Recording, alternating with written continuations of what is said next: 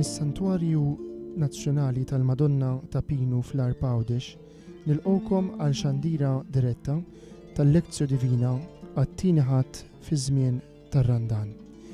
Il-lejla ċelebrazzjoni tal-Lezzjo Divina sejra titmexxa minn Monsinjur Joseph Sultana, arċipjiet tal-Parroċċja tal-Katedral. Għalhekk inħeġġukom tibqgħu magħna matul il-ħin li ġej sabiex nisimgħu x-xandir tal-kelma ta' Alla.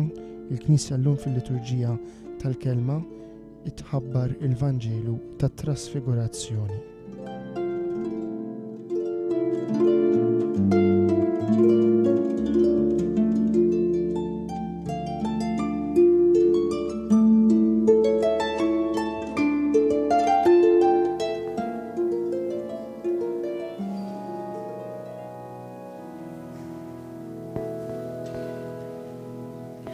Tnessajt mill-ġmiel u l-majestà, baxxejt rasek b'umiltà, minn dak stess sofrejt li ħlaqtu tant ħabbejthom.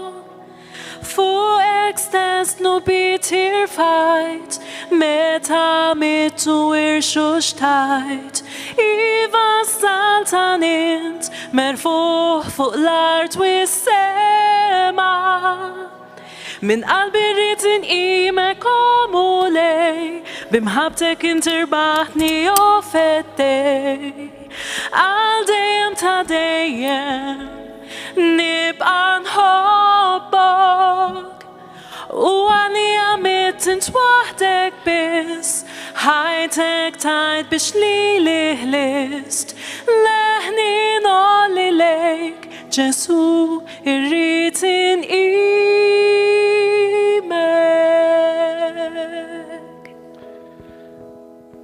Fl-isem tal-Missieru tal-Iben tal-Ispirtu Santu, il-mulej ma'kom, nitolbu.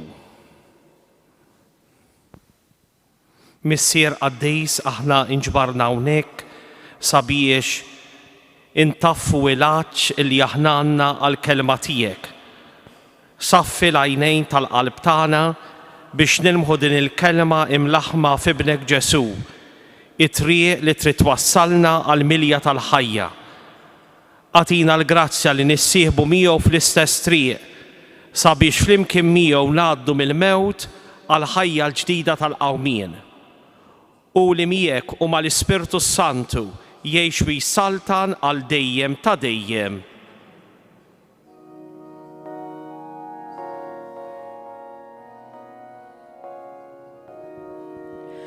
Gloria u tifħir lilek Kristu, gloria u tifħir lilek Kristu.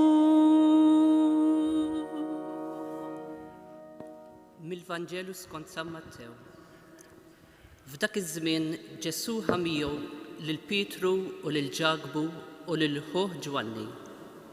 Tellaħħom fuq muntanja għolja waħedhom u tbiddel qudiemhom. Wiċċu sar jiddi bħax-xemx u lbisu sar abjad bħad-dawl.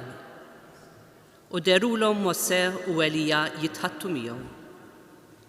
Qabes Pietru u qal lil Ġesu, mulej, kemm hu sew li aħna hawn.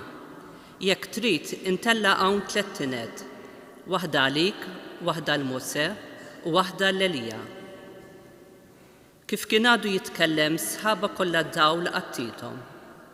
U minn ġo sħaba instemma leħen jgħid, dan hu ibni l-Għażiż li fih sibt l-għaxqa tiegħi, isimgħu lilu. Id-dixxipli kif semgħu dan waqgħu wiċċhom fl-ard mimlijin bil-biża'.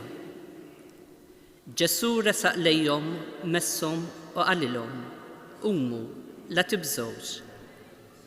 Huma refgħu għajnejhom u ma raw lil ħadd ħlief lil Ġesu waħdu.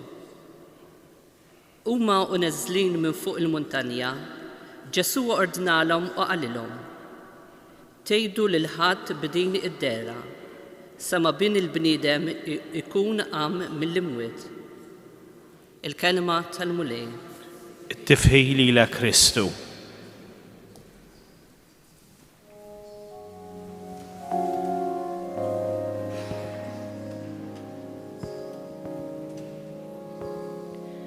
Jiena u ħobs niżel mis-sema, jiena u il-manna ta' sew, jiena u vera min jikol min dal hobs gur mai mot ad. Jina u dawn jiddi ta dinja. Jina u dawn jiddi fidla. Jina u id-dal ta min mux jara. Min jimxi f'dan id-dawl żgur ma jmut qatt. Jina u il-bi bħal ġol maqjen. Jina u il-bib il-miftuħ. Jina u il-bib tal-merħla kollha. Min jidħol min dal-bib żgur ma jmut qatt.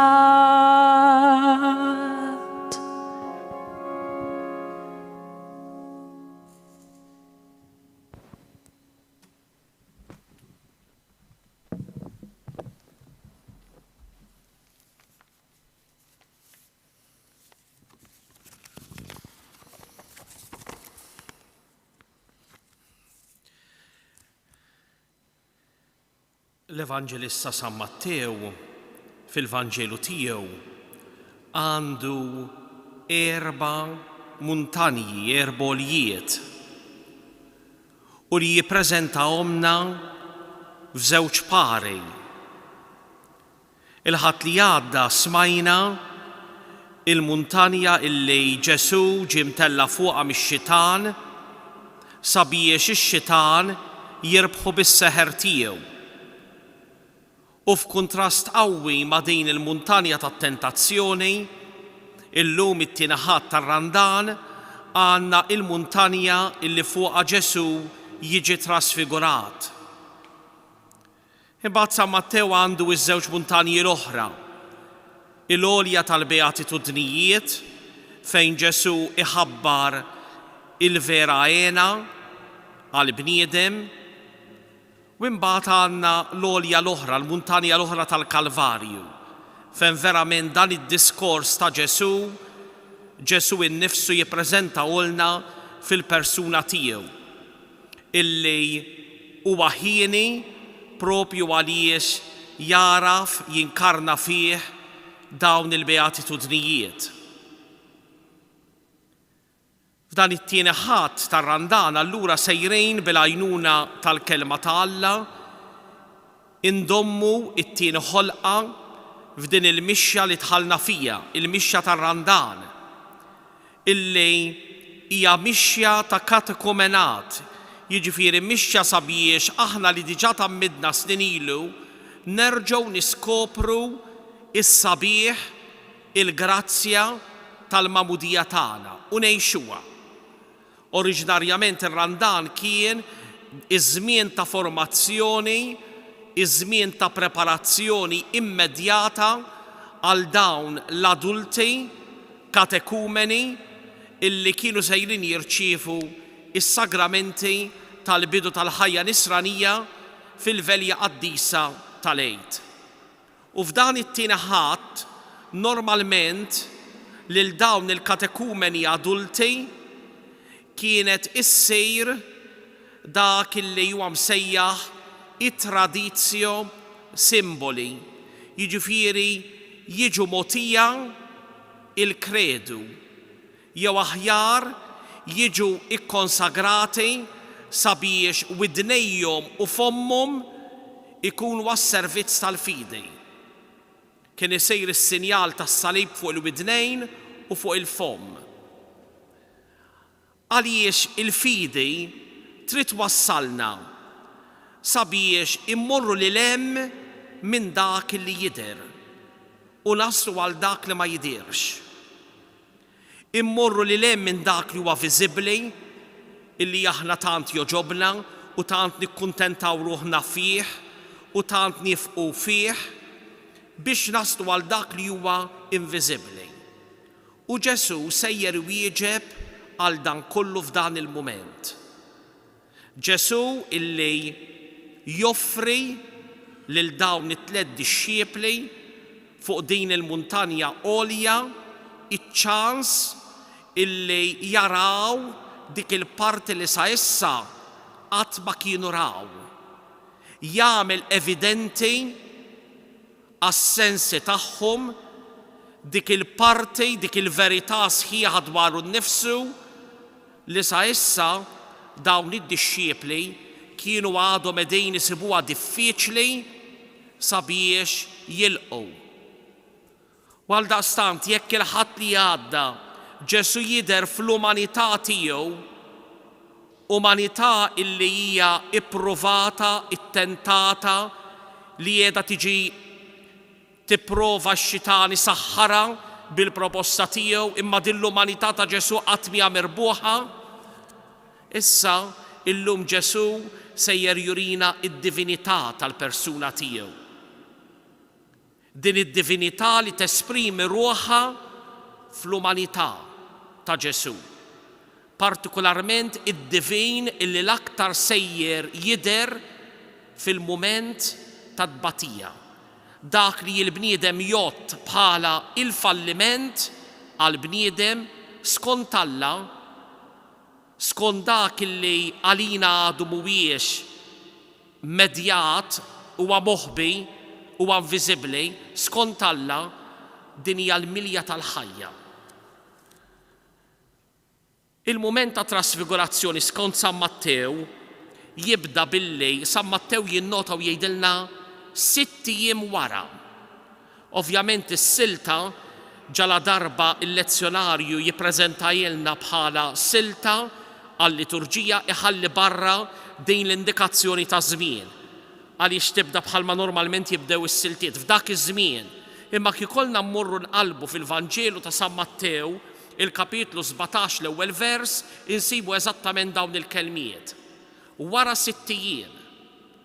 U allura aħna nistaqsu x'ġara mela 6 ijiem qabel. 6 ijiem qabel kien hemm dak il-mument fejn ġewwa Ċesarija ta' Filippu, in-naħa ta' fuq tal-Palestina, Ġesu kien jinsab mad-disċiepli tiegħu u jistaqsihom in-nies min jgħidu li hu. Imbagħad jagħmlilhom mistoqsija aktar diretta, imma intom min tgħidu li jien? U Pietru jagħmel dik l-istqarrija illi Ġesu jilqaħħa u jgħidu inti l-Messija l-iben ta' Alla l-ħaj.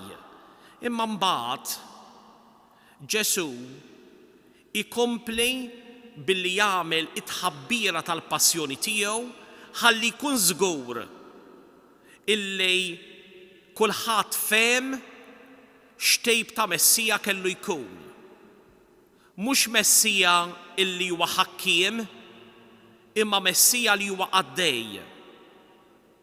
Mhux Messija li jħalli l-oħrajn jagħtu ħajjithom għalih, imma Messija illi huwa lest illi jagħti ħajtu għall-oħrajn. Għaldaqstant kienet sfida lihom sabiex ibidlu l-moħħ u l-qalb tagħhom ħalli jikkoreġu x-xbija illi kellhom tal-Messija u jilqgħu x-xbija tal-Messija skont il-pjan ta' Alla l-Missija.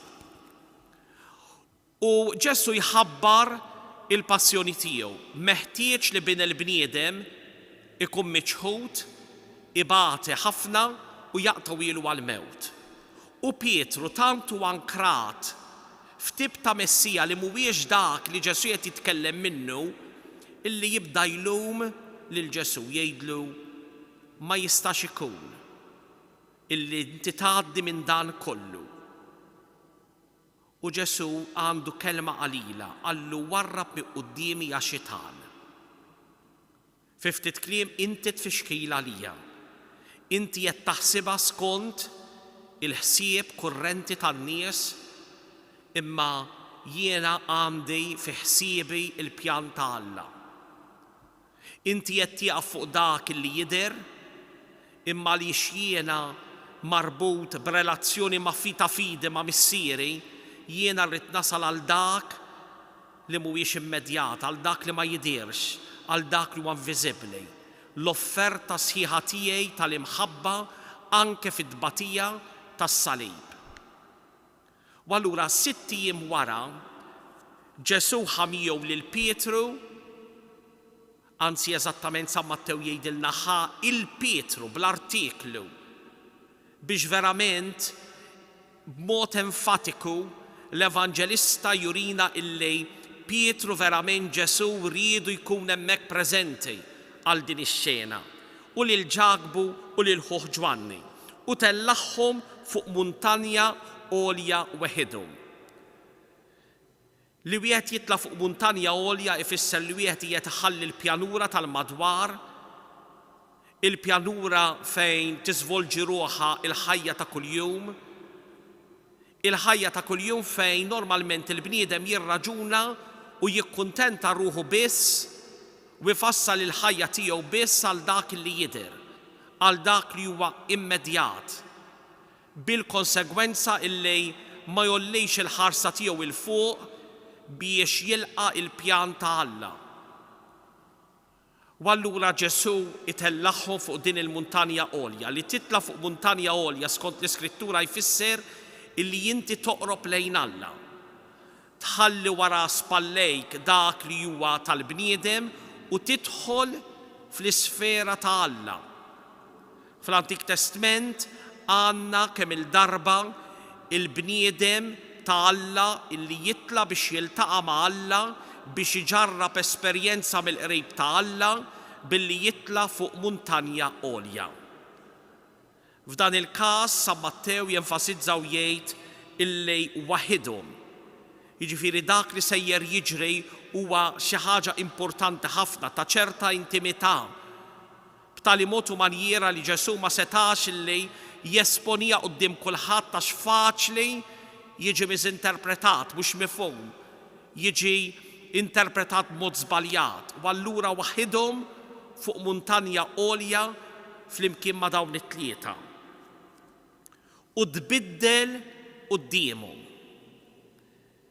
Il-verb jesprimi il-metamorfosi, jiġifieri mhux li Ġesu sar xi ħadd ieħor, imma li s-sura ta' Ġesu imbidlet u Ġesu der f'sura oħra. B'tali mod u manjiera illi dak li sa issa kien moħbi fis-sura ta' qabel, issa der f'din is-sura l-ġdida ta' Ġesu. Ġesu illi sejjer juri illi fl-umanità tiegħu hemm mistqarra id-divinità ta' Alla. Ġesu bħala bniedem huwa l-espressjoni li tagħmel preżenti lil Alla nnifsu. Normalment fil-ħajja huma kienu jaraw biss l-umanità ta' Ġesu kif jien qed nara lilkom u intom taraw lili. Imma f'dan il-waqt għal ftit mumenti Ġesu jidher fis-sura tiegħu ta' veru Alla. Mela dak Ġesu illi skont huma skont Pietru kien riesaq lejn il-falliment, Ġesu qed jurihom biċ-ċar li mhuwa xejn fallut. Imma sewwa sew f'din it-triq tidher kemm tidher sorprendenti għal bniedem din hija t-triq ta' Alla. It-triq ta' tbatija, triq tas-salib hija triq li jażel Alla. U din jażilha Alla mhux għal kapriċċi tiegħu, imma fġieħ l-istess umanità tagħna.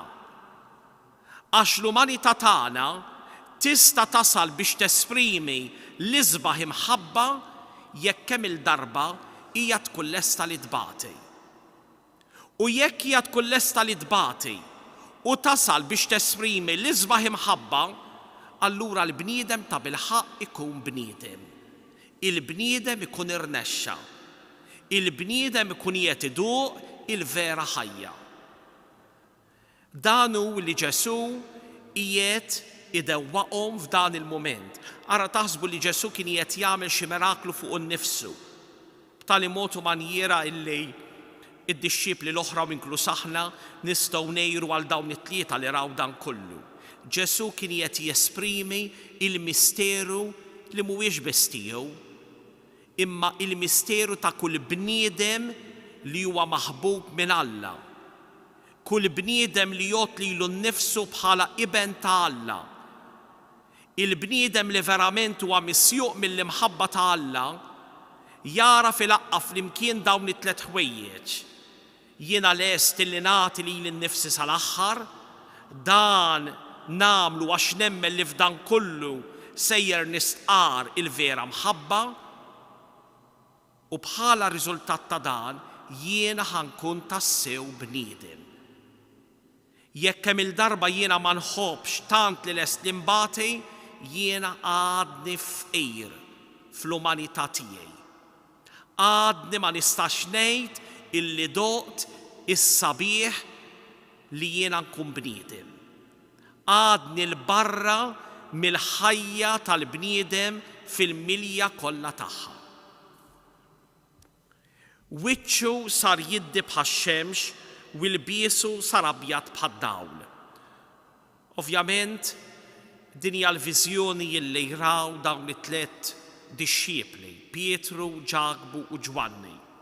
Il-wiċċ illi huwa l-aktar espressjoni li bija l-bniedem jikkomunika lilu nnifsu, u imbagħad il-libsa, illi l-libsa skont l-Iskrittura hija l-istess emil tal-persuna. F'dan kollu, kemm il-persuna ta' Ġesu kif ukoll l-istess emejjel tagħha jitrażmettu id-dija ta' Alla. Kristu huwa trasparenza ta' Alla. Kristu huwa dak li jista' jgħid min jara lili jara lill-Missier. Lil dawk it-tlieta li kienu hemmhekk fuq il-muntanja għolja Ġesu seta' jgħidilhom min jara lili qed jara l-Missier. Ma kien hemm xejn xi fixkilhom x'jostakolhom f'dan il-waqt għaliex Ġesu rebaħ dak li hija il-ħajja umana f'dan il-waqt u jagħtihom illi iduqu il-ħajja tiegħu ta' veru Alla. U derulhom Mosè u Elija jitħattu miegħu. Id-dera kollha San Mattew jippreżenta li hija għal benefiċċju ta' Pietru, Ġakobu u Ġwanni, darulhom. Dak kollu li qed iseħħ biex dawn id-dixxiepli jiġu edukati, jiġu xprunati fil-fidi tagħhom, fir-relazzjoni tagħhom, fl-istqarrija tal-fidi tagħhom f'Ġesu. Deru Mosè u Elija jitħattu miegħu. Fi ftit kliem, Mosè u Elija jirrappreżentaw l-Antik Testament. Mosè jirrappreżenta l-liġi, l-ewwel 5 kotba, u Elija jirrappreżenta il-profeti. Normalment l-Iskrittura tal-Lut għandha 3 taqsimiet, imma l-aktar waħda li kienet l-inqas apprezzata x'kienet l-iktar waħda li nkitbet rejb Ġesu kienet l-aħħar parti, il-kitbiet. Imma l-aktar li għal-poplu ludi kienu eżis kienu l-ewwel 2 taqsimiet. Għandna l-ewwel 5 kotba u imbagħad għandna l-kotba tal-profeti. Kemm Mosè u kemm Elija it-tnejn fl-Antik Testament kienu telgħu wkoll fuq l-għolja, fuq il-muntanja. Mosè ġie msejjaħ minn Alla, tela fuq is-Sinaj għal 6 ijiem jgħidilna l-ktieb tal-Esodu nislet il-glorja ta' Alla fuq is-Sinaj u imbagħad fis-7 jum Alla sejjaħ lil Mosè. U Mosè talbu lil Alla sabiex jara wiċċu. Imma Alla qallu illi ma jistax jikkontempla l-wiċċ ta' Alla, kellu bżonn jidħol far jagħti wiċċu sabiex Alla jkun jista' jgħaddi. Bla ma biss Mosè seta' jikkontempla l-wiċċ ta' Alla. U anke Elija tela fuq muntanja sabiex jaħrab għax kien qiegħed jiġi mfittex biex jiġi maqtul minn Ġeżabel wara li huwa kien qatel il-profeti tagħha, il-profeti foloz ta' Baal. Kien żmien fejn il-poplu ludi permezz ta' ħafna taħlit dovuti għaż-żwiġijiet kien daħal fiħdanu ħafna kult, ħafna qima lejn allat pagani, allat tal-popli tal-madwar. U Elija, permezz tal-predikazzjoni tiegħu, kien kontinwament itambar Alla wieħed u Alla tagħna. Imma kellu il-konvinzjoni dan Elija li Alla huwa Alla setan, tant li jista' jkun ukoll violenti. U fisem dan Alla, dan Elija qatel ħafna profeti, folot siva kemm tridhom imma dejjem huma omiċidju u dejjem qtil. U allura kellu jaħrab għax kien infittex minn Jezabel. U fuq din il-muntanja huwa fittex li jkollu esperjenza ta' Alla. U ġiet ir-rada u Alla ma kienx fir-rada. U ġie r-reħ qawwi u Alla ma kienx fir-reħ qawwi. U ġie n-nar mis-sema u Alla ma kienx fin-nar.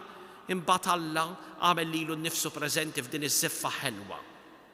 U Elija intebaħ li kellu bżonn nibiddel il-fema tiegħu li huwa kellu fuq Alla, kellu fema żbaljata, kellu bżonn nibiddel l-idea li huwa kellu tal-wiċċ ta' Alla, Alla li huwa qalil, Alla illi fl-emil tiegħu jirrikorri għall-vjolenza.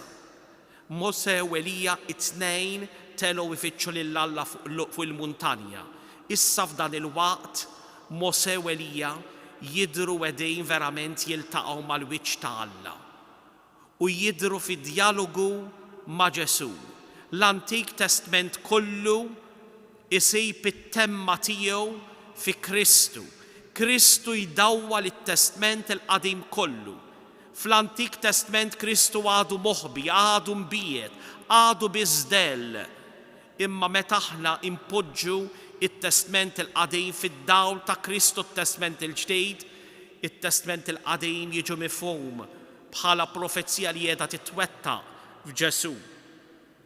U allura hawnhekk aħna napprezzaw anke l-fatt li fil-liturġija tagħna dejjem għandna is-smieħ tal-qari tal-kelma tal-Alla mill-Antik Testament normalment fl-ewwel qari illi jimbagħad jiġi msieħeb mal-qari ieħor tat-Testament il-ġdid sabiex jiddawwal u jiġi kompletat fi Kristu. Mose u Elija m'għandhom xejn xjgħidu lil Pietru, Ġakobu u Ġwanni. Dak li għandhom jgħiduh biss ma' Ġesu. Pietru quddiem din id-dera jiftaħ fommu jitkellem, mulej kemm hu sew li aħna hawn. L-appellattiv mulej jifisser li Pietru intebaħ bid-divin li kien hemm preżenti qudiemu. Il-kelma mulej tistqar lill-Alla li huwa preżenti, lill-Alla li huwa ħaj. Normalment hija l-istqarrija tal-fidi tal-Knisja tal-bidu wara il-qawmien ta' Kristus sejjaħlu il-mulej u il-mulej. Kemm hu sew li aħna hawn, jekk trid intella hawn tliet tinet, waħda lik, waħda l-Mose u waħda l-Elija.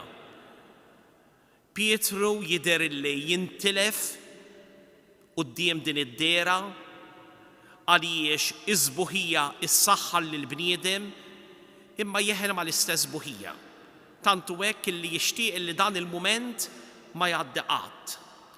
U jirreferi għal dik il-festa li l-poplu Ludi kien jiċċelebra ta' kull sena, msejħa l-festa tat-Tinet, illi matula kull familja Ludija kienet tagħmel tinda fil-ġnien tagħha u għal 8 ijiem kienet toqgħod taħt it-tinda.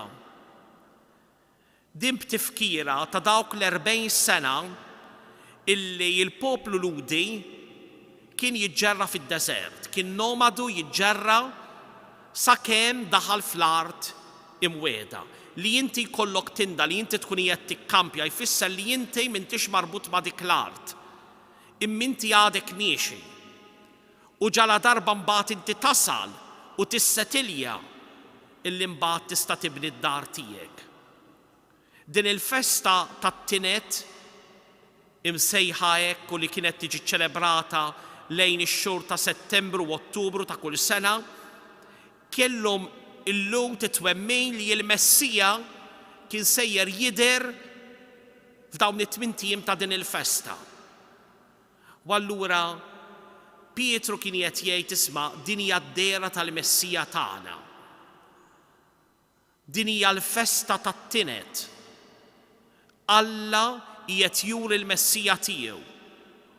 U bħal donnu Pietru ried illi kollox jieqaf hawn ma' dan il-mument. U għal darb'oħra nintebħu kemm Pietru kien għadu il-bogħod fil-ħsieb tiegħu mill-ħsieb ta' Alla. Mhux biss imma jgħid waħda lik, waħda l-Mosè u oħra l-Elija. Issa normalment fil-Griek meta wieħed qed jikteb sewwa mhux kif nikbu aħna normalment l-iktar wieħed importanti huwa l-ewwel wieħed, imma normalment l-iktar personaġġ importanti, l-iktar element importanti huwa dak tan-nofs. U allura fil-każ tagħna tinda lik, tinda l-Mosè u tinda l-Elija. Mela għalih Mosè kien għadu ikbar minn Kristu nnifsu. Pietru kien għadu ankrat fit-talim illi huwa kien irċieva fl-idea li huwa kellu frott tal-formazzjoni tiegħu ta' veru ludi fit-Testament il-Qadim. U għadu ma fetax qalbu għal din id-dera u għal dak illi din id-dera ta' Kristu trasfigurat kienet qiegħda tistiednu għalih. Kif kien għadu jitkellem, sħaba kollha dawla t-tiethom. Isħabi għas sinjal tal-preżenza ta' Alla. Fl-Antik Testament kull meta Alla juri lilu nnifsu, kien juri lilu nnifsu permezz ta' din isħaba. U issa mhux biss dak li jaraw, dak li kien viżiv, immissa anke dak li jasal fil-widna. U minn ġo sħaba instema' leħen jgħid. Għat-tieni darba fil-Vanġelu ta' San Mattew jasal dan il-leħen minn ġewwa sħaba bis-sema. L-ewwel darba fil-mument tal-Mabudija. Dan u ibni l-Aziz li fi ħsieb til-għaxqa tiegħi isimgħu lilu. Il-missier jistqar illi l-iktar espressjoni li toqrob lejh ovvjament hija dik ta' ibnu. M'hemmx relazzjoni oħra għalina l-bnedmin li xxierek tnejn flimkien, tqarreb tnejn flimkien jekk mhux dik ta' missier u ibn, u bint jew bint. Jiġifieri il-missier u l-ibn, l-om u l-uliet tagħha. Dik hija l-iktar espressjoni illi tqarreb flimkien żewġ persuni. U meta il-missier jgħid danu ibni l-Aziz, qiegħed jgħid mhux biss illi jiena nissiltu lil dan, imma ifisser li dan huwa l-aktar li jixbaħni u dan huwa dak illi huwa il-werriet tiegħi. Il-ġid kollu tiegħi huwa afdat f'idejh. U imbagħad għandna dan il-kmand illi ma nsibuhx fil-Mamudija. Isimgħu lilu. U din hija biex ngħidu hekk iċ-ċentru tas-silta kollha almenu kif isawwara sewwa San Mattew. Din l-istqarrija ta' Alla l-missier fuq ibnu Ġesu kif kien trasfigurat fuq din il-muntanja għolja. Isimgħu lilu. Ismieħ għal-mentalità ludija ma kienx sempliċement smieħ verbali, wieħed illi bil-widna tiegħu jisma' dak li qed jingħad. Imma aktar minn hekk, inti tista' tisma' wkoll ġrajja wkoll tista' tkellmek. Ġrajja wkoll tista' tkun kelma illi tinterpellak. Fil-fatt fil-ludi hemm l-istess kelma. Kemm biex nesprimu il-kelma u anke biex nesprimu fatt ġrajja. Bil-ludi jgħid davar illi tfisser kelma u tfisser ġrajja. Għax jekk hemm il-darba il-kelma bħal mijiet il-lissenjien tikkomunika, daqstant ieħor alludi ġrajja tikkomunikalek xi ħaġa fuq Alla. Mela il-missier kien qiegħed jgħidilhom ilqgħu dak li jiena qiegħed nikkomunikalkom permezz ta' dan il-fatt, permezz ta' din il-ġrajja. Fis-sens wiesa tagħha permezz ta' dak kollu li sejjer jgħaddi minnu dan Ġesu li diġà ħabbrilkom it-triq tal-passjoni tiegħu. Lilu tridu tagħtu widel. Mela li tisma' ma jfissirx biss li tisma' messaġġ, imma illi inti tħalli ġrajja iddawlek. U ismieħ għal poplu Ludi kien proċess illi ma kienx jieqaf mal-lej wieħed jieqaf jitkellem. Meta Alla l-missier jgħidilna isimgħu lilu, kellu f'moħħu almenu 4 mumenti f'dan il-proċess. L-ewwel nett li wieħed jisma', jiġifieri illi wieħed b'attenzjoni iħalli il-kelma tidħol ġewwa fik. Imbagħad din il-kelma tifhimha, jiġifieri tidħol f'konfront magħha. Din il-kelma trid waslek biex inti torbot dak li jidher ma dak li forsi sa issa traskuraj, dak li ma jidirx. It-tielet mument, din il-kelma iżomma preżenti ħajja fik biex ngħidu hekk timmemorizzat ġorra ġewwa fik. Sakemm imbagħad din il-kelma inti tagħmel l-appropjazzjoni tagħha, jiġifieri tagħmilha tiegħek. Din il-kelma aħna nużawha meta wieħed jieħu biċċa art u jagħmilha tiegħu. Il-kelma tilħaq il-quċċata tagħha meta inti tappropja tagħmilha ta' bil-ħaq tiegħek. Inti ssir il-kelma u l-kelma ssir inti.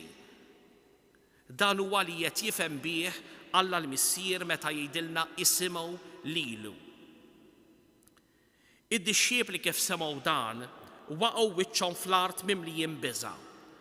Ovvjament, id-dixxiepli kien verament diffiċli għalihom illi jilqgħu din it-triq. It-triq ta' tbatija bħala it-triq li għażel Alla biex jesprimi l-ogħla u l-isbaħ imħabba u li fuq kollox hija it-triq li fija il-bniedem jista' jilħaq il-milja tal-umanità tiegħu. Il-biża' tesprimi r-reżistenza ta' dawn id-dixxiepli quddiem din il-kelma. Ġesu resaq lejhom, messhom u qalilhom: qumu, la tibżgħux. Id-dera waqfet u mill-ġdejt nerġgħu lura għal ħajja ta' qabel.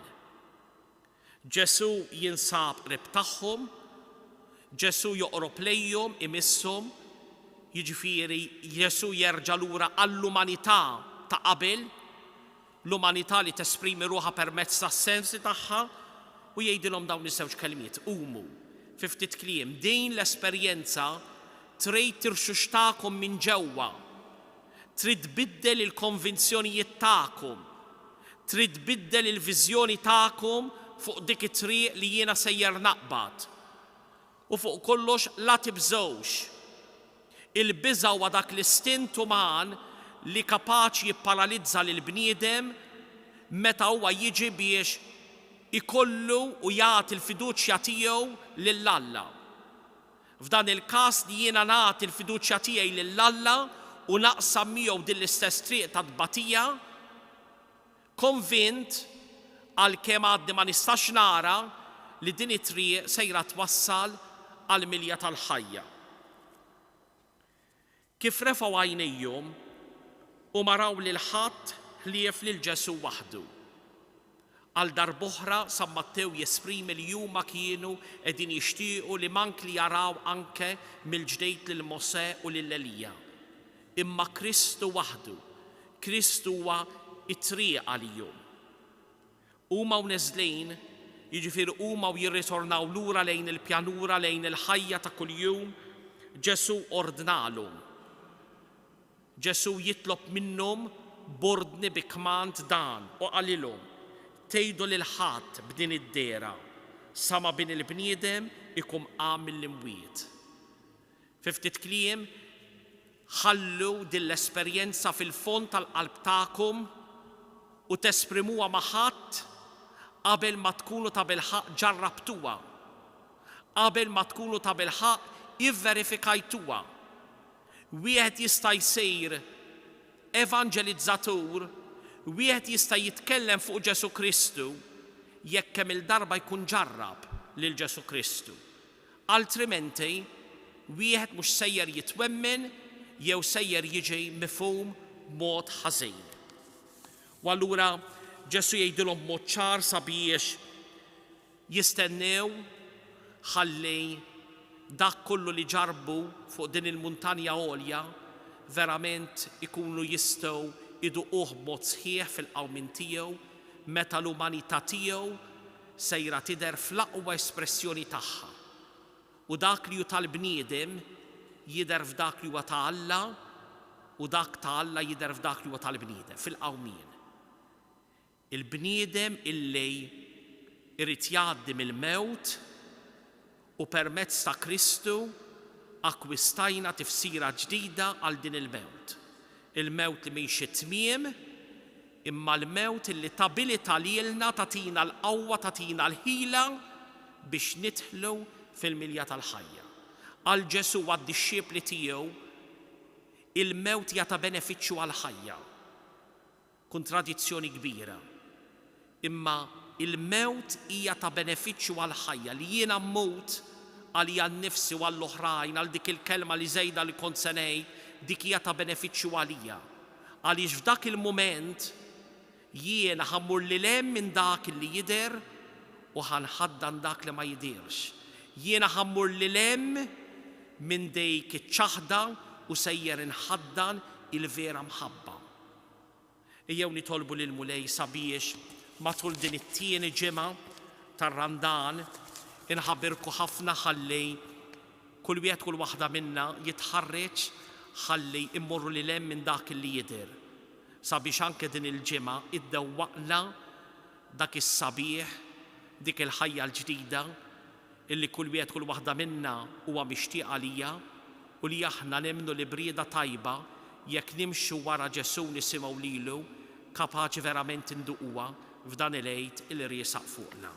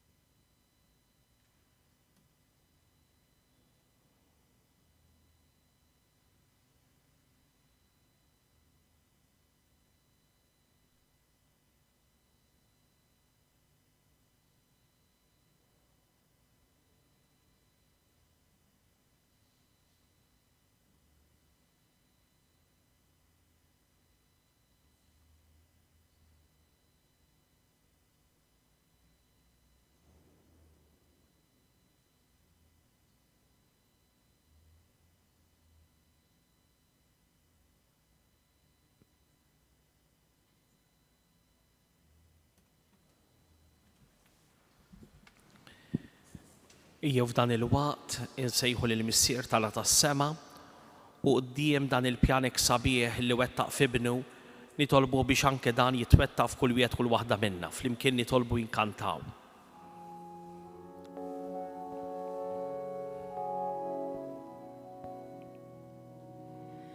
Missierna li inti fismewit jitqaddes l-isem tiegħek, jitqaddes l-isem tiegħek. Tiġi saltnatek, ikun dak li trid inti, ikun dak li trid inti, fis-sema hekk fl-art. Ħobżna, ħobżna ta' kuljum.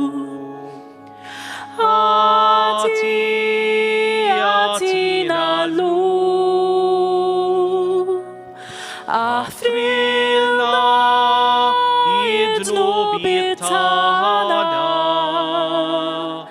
Aħfrilna id-dnubi tagħna. Bħalma aħna l-kol naħfru lil min ħati għalina. La daħalix fl-ebda tiġrib, iżda ħlisna min kull deni. Missierna.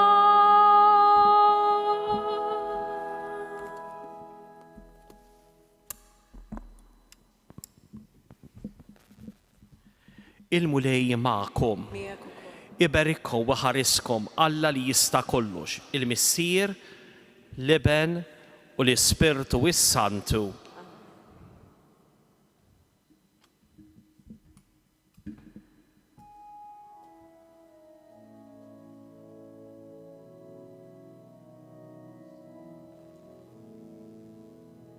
Above all powers, above all kings, above all nature and all created things, above all wisdom and all the ways of man. You were here before the world began.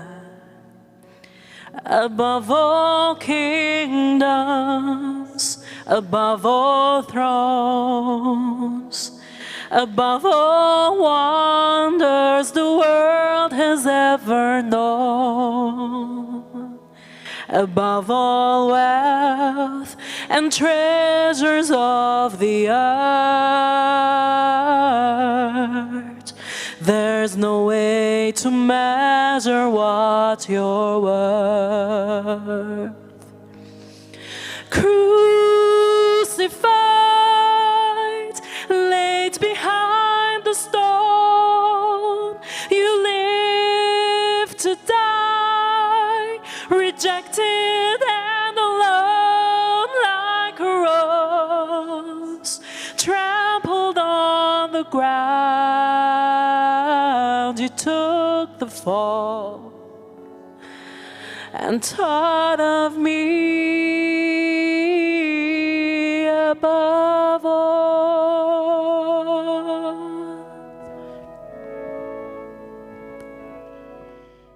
It-trasfigurati mill-kelma ta' Ġesu illi tatina l-ħajja ejjew inkomplu ngħixu kull ġurnata ta' din il-ġimgħa, it-tieni ġimgħa jew aħjar il-ġimgħa wara it-tieni ħadd tar-Randan, u kull jum infittxu li nixorbu minn din lajn tal-kelma ta' Ġesu illi jgħaddina minn dan id-deżert f'dawn l-40 jum propju sabiex nibdlu l-qalb tagħna u nagħmlu aktar tixbaħ lil tiegħu.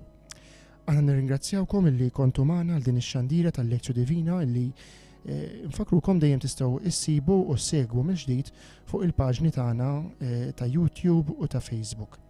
Waqt li nixtiequlkom il-komplament tal-lejl it-tajjeb, intukom appuntament għal bħallum ġimgħa fis-6:30 ta' filgħaxija mis-Santwarju ta' Pinu fejn mill-ġdid niltaqgħu għal lezzju divina fit-tielet ħadd tar-Randan. Insellmulkom.